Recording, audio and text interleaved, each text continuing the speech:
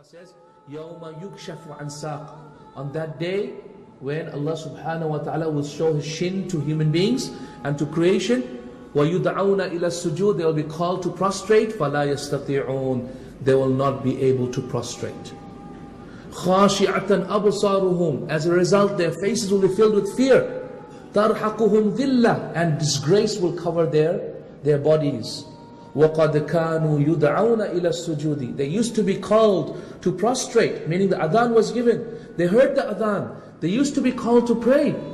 وَقَدْ كَانُوا يُدْعَوْنَ إِلَى السُّجُودِ. They used to be called to pray. وَهُمْ سَالِمُونَ. Whilst they were able to, but they did not do so. Ikhwati, what does this mean? Meaning if you fail to pray in this dunya, Allah subhanahu wa ta'ala will disgrace you and will punish you and throw you into Jahannam in the akhirah. The first thing that people will say why they entered Jahannam was إِلَّا أَصْحَابَ الْيَمِينَ فِي جَنَّةِ يَتَسَاءَلُونَ عَنِ الْمُجْرِمِينَ مَا سَلَكَكُمْ فِي سَقَرَ. They will ask the people who have entered Jahannam, مَا سَلَكَكُمْ فِي سَقَرَ. What caused you to enter Jahannam? قَالُوا. They will say لَمْ نَكُمْ مِنَ الْمُصَلِّينَ. We never used to pray. And that is why the scholars of Islam, Imam Ahmed rahimahullah says, anyone who misses one prayer intentionally, then he has become a disbeliever. Anyone who misses one prayer intentionally. Our Shaykh used to say, if you do not intentionally put the alarm clock on, then you have committed an act of shirk. Meaning alarm clock on for waking up for Fajr. You know that you can't wake up for Fajr without an alarm clock. You know you need an alarm clock to wake up, but you do not put the alarm clock on, then you have committed an act of shirk. Because Salah is the only link between us and Islam. In the authentic narration in Sahih Muslim, Rasulullah sallallahu alayhi wa sallam said, he said, ما بين المرء والإيمان والكفر والشرك ترك الصلاة. He said in authentic hadith, what did he say? He said, what is between a person and Islam and Iman and shirk and kufr? And in that hadith he said, Ash-shirk al-kufr. This is authentic hadith in Sahih Muslim.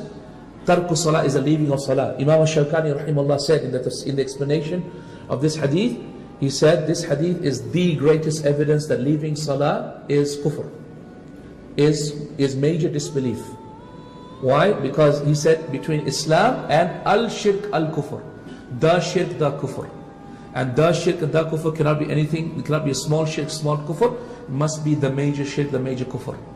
And so that is why this is the greatest evidence that leaving salah is kufr. In the fourth hadith in Mustadrak of al-Hakim, it is reported that Abdullah ibn Shaqiq radiallahu anhu said, in the authentic hadith, it's an authentic hadith, the fourth hadith in Mustadrak of al-Hakim, he said that the companions of the Prophet ﷺ did not used to consider the leaving of any action to be disbelief except salah. So if you leave your salah, ya ikhwati, you become a kafir. If you don't pray, you're a disbeliever. There's no excuse. Don't tell me, no, he's still a Muslim, but on the verge of leaving Islam. No, don't even come there. If you leave your salah, you become a kafir.